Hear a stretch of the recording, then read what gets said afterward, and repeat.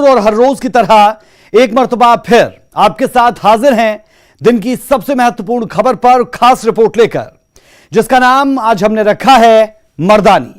हिमाचल की बेटी कंगना रनौत के साथ पिछले दिनों मुंबई में जो कुछ हुआ उसे पूरे देश ने देखा। आर्थिक तौर पर देश के सबसे मजबूत महाराष्ट्र की सरकार एक बेटी से इतनी डर गई कि बदले की भावना से उसके ऑफिस पर बुलडोजर चलवा दिया। महाराष्ट्र सरकार के इस कदम की अभी पूरे देश में आलोचना हो ही रही थी कि सरकार से संरक्षण प्राप्त शिव सैनिकों के गुंडों ने एक रिटायर्ड नेवी अधिकारी के साथ मारपीट की। ऐसे में सवाल यह उठता है कि क्या मुंबई में बोलने की आजादी पर पाबंदी है? क्या मुंबई में शिवसेना के गुंडे जब चाहें जिसके साथ चाहें मारपीट कर सकते हैं और इस पर वहां प्रशासन पर्दा डालता रहेगा? हालांकि अब इस पूरे मामले में तूल पकड़ ली है और महाराष्ट्र में राष्ट्रपति शासन लागू करवाने की मांग जोर पकड़ रही है। सरकार का आतंक और अत्याचार, केंद्र सरकार इन चीजों में हस्तक्षेप करे।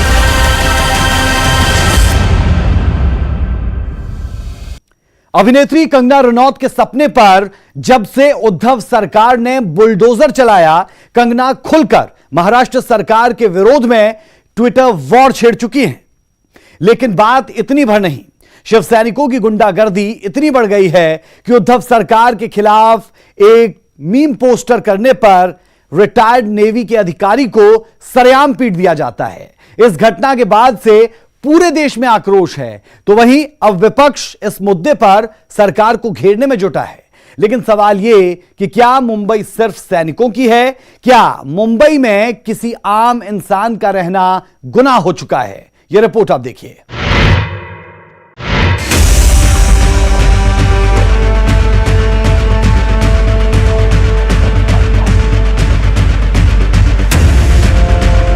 बॉलीवुड की क्वीन कंगना रनौत ने उद्धव सरकार के खिलाफ विरोध के स्वर क्या तेज किए। कंगना के 15 सालों की मेहनत पर बुलडोजर चला दिया, जिसे पूरे देश ने देखा, आपने देखा, हमने देखा। इसे लेकर सरकार की जमकर आलोचना भी हो रही है, पर क्या फर्क पड़ता है? सरकार जो अपनी है, जो मन में आए सो करे, जब चाहे जैसा चाहे जिसको भी सजा दे, महिला हो, बुजुर्ग हो या फिर कोई और। जब सत्ता की हनक सिर पर सवार हो तो आंखें चौंधिया ही जाती हैं। अब जरा इन्हें ही देखिए ना, नाम है मदन शर्मा, रिटायर्ड नेवी अधिकारी, पर पूरी जवानी देश की सेवा में सोचकर लगा दी कि बुढ़ापा सुकून के साथ कटेगा। लेकिन इन्हें क्या पता था कि जिस देश में वो सुकून के साथ जीने का सपना पाले हुए हैं, वहाँ कुछ भेड़िए भी पड़ रही हैं, जिन्हें इस बात से कोई फर्क नहीं पड़ता कि सामने वाला कौन है, सीनियर सिटीजन है, एक रिटायर्ड सेना का जवान है या फिर एक बेटी जिसके अपने सपने हैं। सरकार के खिलाफ बोला नहीं कि भेड़िए अपनी असली चेहरे दिखा देते हैं। सीसीटीवी की यह तस्वीर इस बात की गवाही है कि मदन शर्मा का कसूर सिर्फ इतना था कि इनके मोबाइल पर किसी ने उद्धव सरकार के खिलाफ एक कार्टून भेजा और इन्होंने उसे आगे फॉरवर्ड कर दिया और फिर शिव सैनिकों के तांडव की वजह से इनका यह हाल हो गया।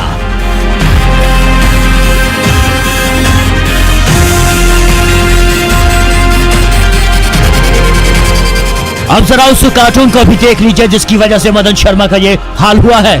इस कार्टून में तस्वीर कांग्रेस अध्यक्ष सोनिया गांधी की है, जबकि दूसरी तस्वीर शरद पवार की है। सामने उद्धव ठाकरे हाथ जोड़े खड़े हुए हैं और लिखा है मातोश्री पितोश्री।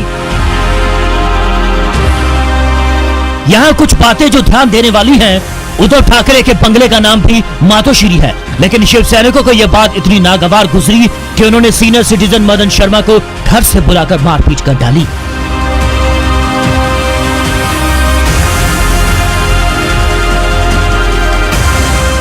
इस घटना के बाद से मदन शर्मा को जान का खतरा सता रहा है और उन्होंने साफ शब्दों में उद्धव सरकार से इस्तीफे की मांग कर दी है। मैं अठावले साहब को धन्यवाद देता हूं।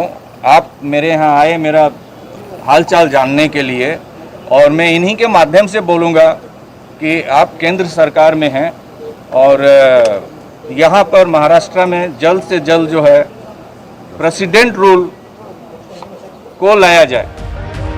इस घटना की चारों ओर निंदा हो रही है और महाराष्ट्र की राजनीति में अपने चरम पर पहुंच चुकी है। केंद्रीय मंत्री रामदास अठावले पीड़ित मदन शर्मा से मिले और राष्ट्रपति शासन लागू करने की मांग भी कर डाली है।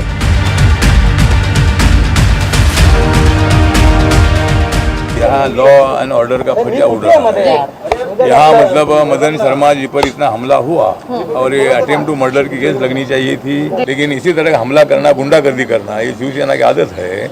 और संजय राउत बोलते हैं कि सही है, मतलब जो हुआ क्या गुंडागर्दी करने का क्या आपको ठेका दे दिया क्या, और सरकार इसी तरह चलती रहेगी। अभी कंगना रावत को भी मतलब अपने कंगना रनौत को भी मतलब ड्रग के केस में फंसाने की कोशिश हो रही है। राष्ट्रपति शासन लागू होना चाहिए। देखें मदन शर्मा के इस घटना पर रक्षा मंत्री राजनाथ सिंह जहां पहले ही रोष जता चुके हैं, वहीं बीजेपी नेता और महाराष्ट्र के पूर्व सीएम देवेंद्र फडणवीस ने भी उद्धव सरकार को निशाने पर ले लिया है।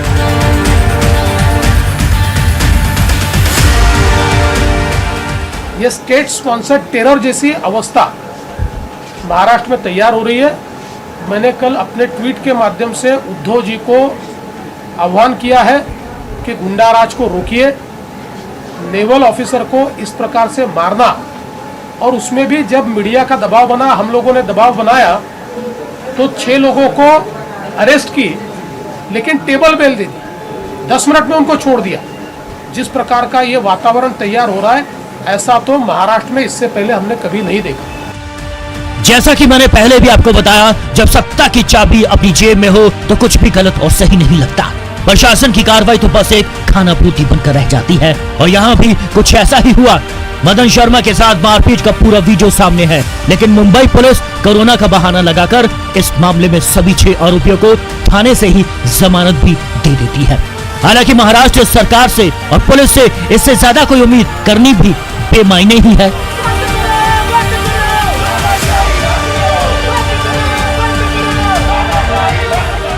जिस तरह से आप लोग देख रहे हैं, मेरे को ड्रैग करके मारा गया है, उस पर दाफा जो है गलत लगाया गया है।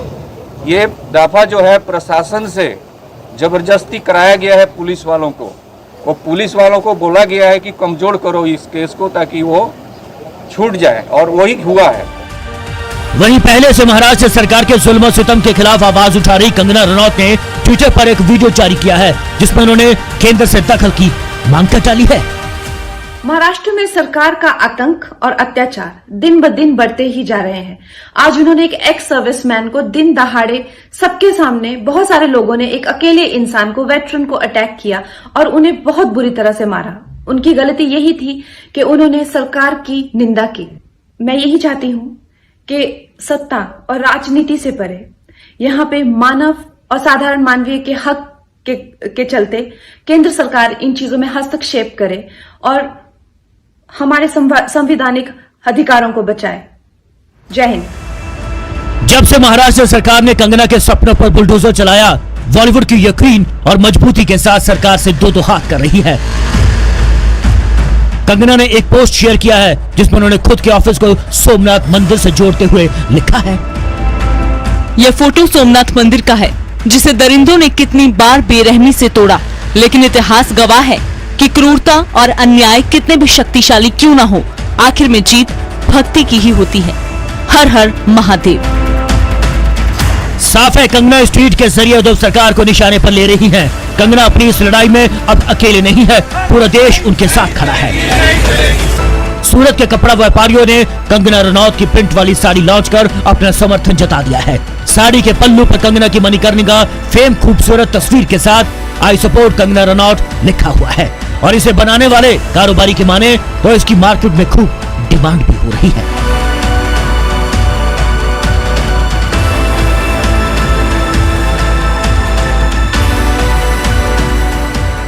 ये साड़ी का ख्याल हमें इसलिए आया क्योंकि आप कुछ टाइम से न्यूज में देख रहे होंगे कि कंगना जी के साथ जो भी दुर्व्यवहार हुआ है या उनकी गैर मौजूदगी में उनके ऑफिस पे हमला हुआ है, तो ये चीजें सुन के एक अच्छी नहीं लगती हैं कि हमारे देश में बोलने का हक सबको है, लेकिन जब भी कोई अपनी बात रखता है तो उसे इस तरह पावर से दबा दिया जाता है। तो हमने टेक्सटाइल के होते हुए हमने सोचा कि हम टेक्सटाइल से हम क्या इस कंगना जी को कैसे हम सपोर्ट कर सकते हैं, या नारी शक्ति को, विमेन एम्पावरमेंट को कैसे सपोर्ट कर सकते हैं।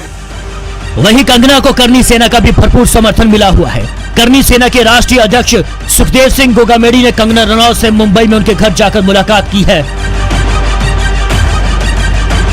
अपने साथ हुई ज्यादती को लेकर कंगना महाराष्ट्र से राज्यपाल से भी मुलाकात की है और सारे घटनाक्रम से उन्हें अवगत करवाया है।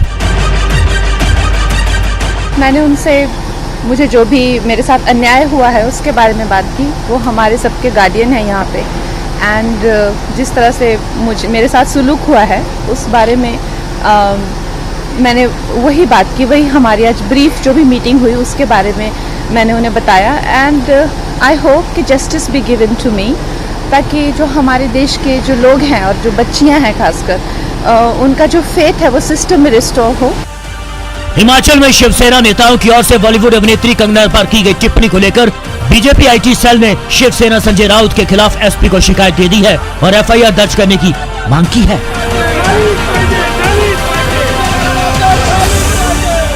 संजय रावत जी जो शिवसेना के लीडिंग लीडर है, उन्होंने उनके खिलाफ बहुत अभद्र टिप्पणी करी है। वो पूरे सोशल मीडिया और मीडिया में आप लोगों ने चलाया भी है। ये हिमाचल की मान सम्मान की लड़ाई है।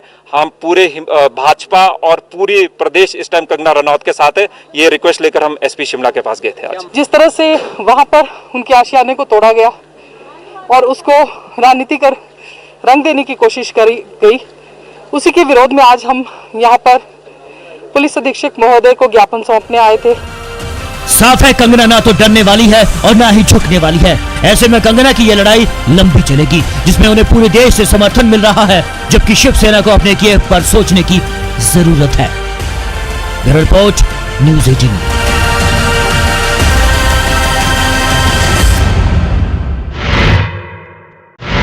अभिनेत्री कंगना रनौत, जिसने अपने 15 सालों की मेहनत से मुंबई में अपनी पहचान बनाई, खुद का मकान खरीदा, ऑफिस बनाने का सपना पूरा किया, लेकिन शिवसेना की कंगना से लड़ाई में सब कुछ तिनकों की तरह बिखर गया। कंगना को जो शुरुआत के दिनों से जानते हैं, वो इस बात को मानते हैं कि कंगना वो नहीं जो किसी के दबाव में झुक जाए। एक छोटे से गांव से निकलकर कंगना ने अपने दम पर यह सब कुछ हासिल किया और अब सरकार के इशारे पर बुलडोजर चलाकर कंगना के दफ्तर को तोड़ दिया गया, लेकिन उनका हौसला कभी नहीं टूटा।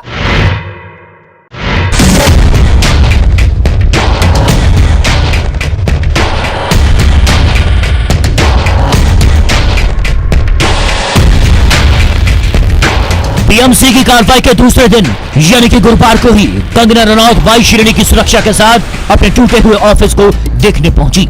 कंगना ने देखा कि कैसे सत्ता के लिए बोलने की सजा घरौंदे पर बुलडोजर चलाकर दी जाती है, कैसे एक बेटी के सपने को नाक की लड़ाई बनाकर महाराष्ट्र सरकार ने पूरे ऑफिस को तहस नहस कर दिया। लेकिन कंगना के चेहरे पर जरा गौर से देखे। ऑफिस पहुंचने पर कंगना ने मीडिया का ऐसे अभिवादन किया जैसे सब कुछ ठीक हो। कंगना अपने दफ्तर में करीब 15 मिनट तक रही। इस दौरान वो दफ्तर के कोने कोने में जाकर महाराष्ट्र सरकार के जुल्म और सितम का मुआयना करती रही। कंगना के साथ उनकी बहन और मैनेजर दोनों मौजूद थी। 9 सितंबर को बीएमसी ने करीब 2 घंटे तक इस ऑफिस में तोड़फोड़ की थी। 48 करोड़ की लागत से बने इस ऑफिस को अब फिर से बनाने की हिम्मत कंगना में नहीं है। अपने ट्वीट में कंगना लिखती हैं, दफ्तर को औरत के साहस की निशानी बनाकर रखूंगी। इसे दोबारा बनवाने के लिए पैसे नहीं हैं हमारे पास। अपने टूटे हुए दफ्तर से ही काम करूंगी। पूरी मिलिट्री, इतनी बड़ी मिलिट्री के जैसे फौज ले आए इन लोग तोड़ने के लिए किसी का घर, वो भी किसी की गैर हाजिरी में, और किसी को अंदर अलाउड नहीं है। रोड बंद कर दी, अंदर गाड़ी भी आने जाने नहीं दे रहे थे। तो ये क्या हरकत हो रही थी? जिस कंगना ने जमीन से उठकर आसमान तक का सफर तय किया, वो इतनी भोली भी नहीं है कि उन्हें इस बात का अंदाजा पहले से नहीं रहा होगा कि महाराष्ट्र में शिवसेना के खिलाफ बोलने की सजा क्या हो सकती है। लेकिन वो कंगना नहीं जो किसी की धमकी को, दबाव को में आकर चुप बैठ जाए। कंगना ने वही किया जो उन्हें ठीक लगा और पिछले कुछ दिनों में एक के बाद एक ट्वीट और वीडियो शेयर कर कंगना ने साफ कर दिया कि महाराष्ट्र एक की नहीं है।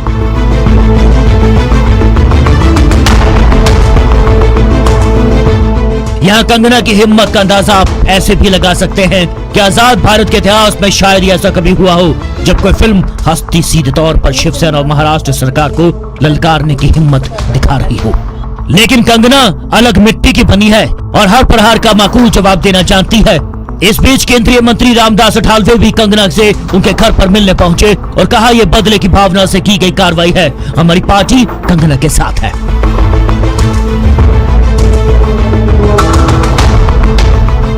उनको बताया है कि आपके साथ हमारी रिपब्लिकन पार्टी हमेशा रहेगी। और जो उन्होंने बताया है कि भाई मेरा ऊपर मेरा पूरा मेरा बहुत बड़ा अपमान हुआ है। मुंबई महानगर प्रशासन ने मेरा जो जनवरी में मैंने ऑफिस बनाया था इतना अच्छा बनाया था, और अगर कोई 2-3 इंच अगर हमारा कोई बांधकाम बिल्डर ने ज़्यादा किया होगा उसकी जानकारी मुझे बिल्कुल नहीं है, ऐसा उन्होंने बताया। और 2-3 इंच अगर वो बांधकाम ज़्यादा था तो मतलब वो तोड़ना चाहिए था, लेकिन अंदर का मेरा जो फर्नीचर है वो फर्नीचर भी पूरा तोड़ दिया है, पूरे जो वॉल थे वो भी तोड़ दिए हैं और मेरा भारी नुकसान हुआ है। तो मुझे लगता है कि जानबूझकर इसी तरह उनको तकलीफ देने का काम हो रहा है। ऑफिस तोड़ने के बाद अब बीएमसी कंगना का घर तोड़ने की तैयारी में है और इसके लिए बीएमसी ने कोर्ट से इजाजत मांगी है। लेकिन बीएमसी के इस कार्रवाई पर कंगना ने पलटवार करते हुए कहा कि जिस बिल्डिंग में मैं रहती हूँ ये शरद पवार से ताल्लुक रखती है। हमने यह फ्लैट उनके पार्टनर से खरीदा था। ऐसे में अगर इस बिल्डिंग में कुछ गलत है तो इसके लिए वो जवाबदेही है, मैं नहीं। कंगना के इस बयान पर राकंपा अध्यक्ष शरद पवार ने तंज कसते हुए कहा, यह मेरी भी ख्वाहिश है कि कोई मेरे नाम पर इमारत लिख दे।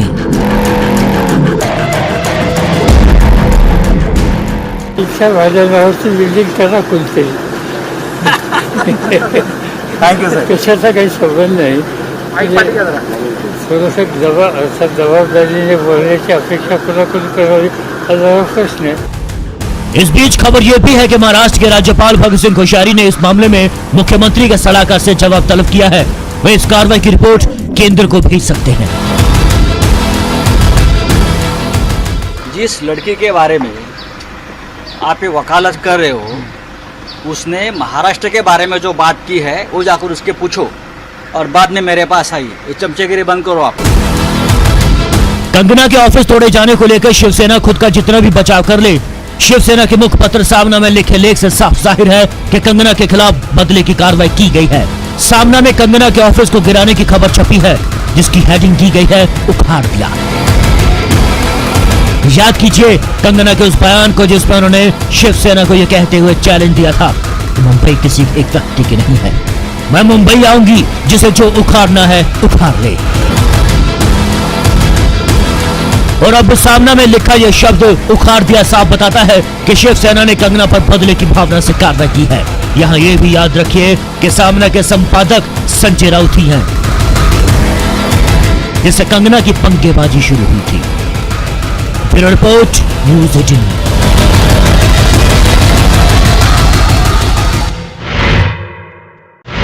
मर्दानी कहें या फिर बॉलीवुड क्वीन कंगना रनौत, कंगना रनौत के ऑफिस पर महाराष्ट्र सरकार ने बदले की भावना से बुलडोजर क्या चलवाया, महाराष्ट्र से लेकर हिमाचल तक में विरोध के सुर तेज हो गए। हिमाचल के सीएम जयराम ठाकुर ने महाराष्ट्र सरकार की इस कार्रवाई की कड़ी निंदा की, तो वहीं कांग्रेस भी अब अपने बचाव में उतर आई है। यह रिपोर्ट आप देखें।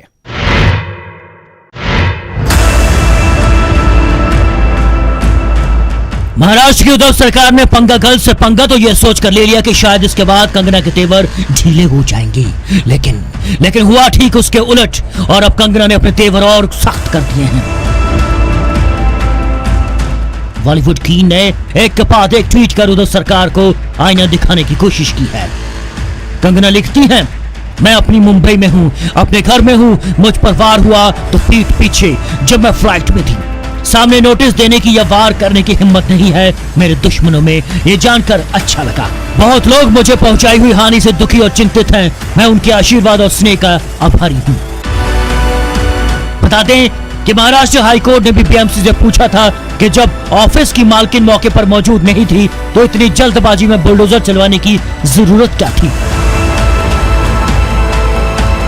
कंगना ने एक और ट्वीट किया जिसमें उन्होंने लिखा है कि तुम्हारे पिता के अच्छे कर्म तुम्हें दौलत तो दे सकते हैं मगर सम्मान तुम्हें खुद कमाना पड़ता है। मेरा मुंह बंद करोगे मगर मेरी आवाज मेरे बाद 100 फिर लाखों लोगों में गूंजेगी। कितने मुंह बंद करोगे, कितनी आवाजें दबाओगे, कब तक सच्चाई से भागोगे, तुम कुछ नहीं हो, वंशवाद का सिर्फ नमूना हो।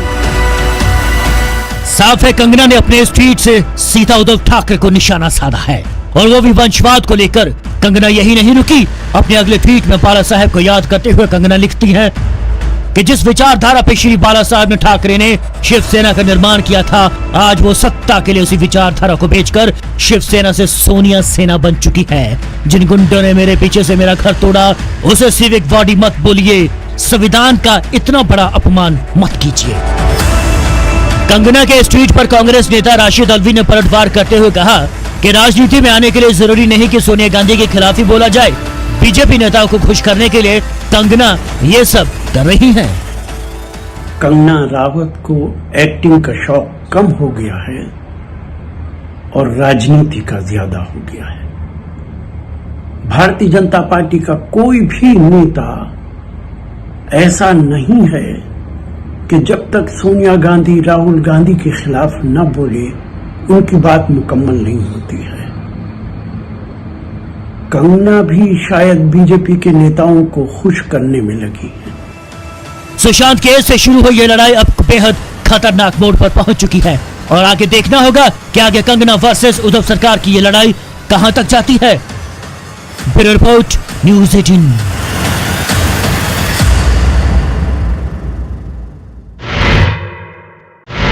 लोग अलग अलग तरह से कंगना रनौत का सपोर्ट कर रहे हैं। सूरत से लेकर मुंबई और मुंबई से लेकर हिमाचल, हर जगह पर कंगना के सपोर्टर्स आपको नजर आ जाएंगे। हमारी इस खास पेशकश में अभी के लिए इतना ही, लेकिन खबरों का ताजा डोज आपको न्यूज़ 18 पंजाब, हरियाणा, हिमाचल पर लगातार मिलता रहेगा।